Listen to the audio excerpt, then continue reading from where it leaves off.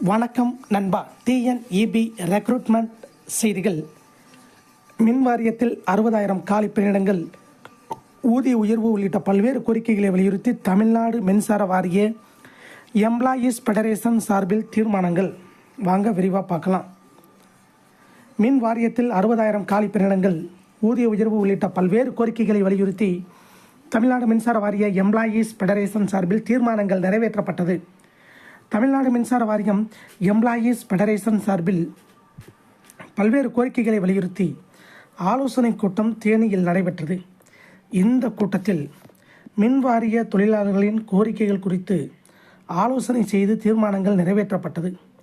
மின்சாரத்துறையில் பல்வேறு பிரிவுகளில் காலியாக உள்ள 60,000 பணியிடங்களை விரைந்து நிரப்பிட வேண்டும்.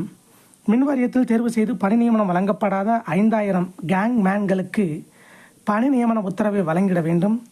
தேர்தல் வாக்குறுதி அளித்தபடி புதிய பென்ஷன் திட்டத்தை ரத்து செய்து பழைய பென்ஷன் திட்டத்தை தமிழக அரசு அமல்படுத்த வேண்டும்.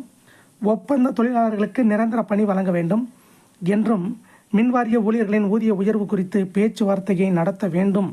மேலும் மின்வாரிய ஊழியர்களுக்கு முறையான பாதுகாப்பு உபகரணங்கள் வழங்க வேண்டும் என்ற தீர்மானங்கள் நிறைவேற்றப்பட்டது. இந்த கூட்டத்தில் தமிழ்நாடு மின்சார வாரிய எம்ப்ளாயீஸ் ஃபெடரேஷன் சார்பில் சுமார் 50க்கும் மேற்பட்ட நிர்வாகிகள், மின்வாரிய ஊழியர்கள் கலந்து கொண்டு கோரிக்கைகளை நிறைவேற்ற தமிழக அரசை வலியுறுத்தி தீர்மானங்கள் நிறைவேற்றப்பட்டன.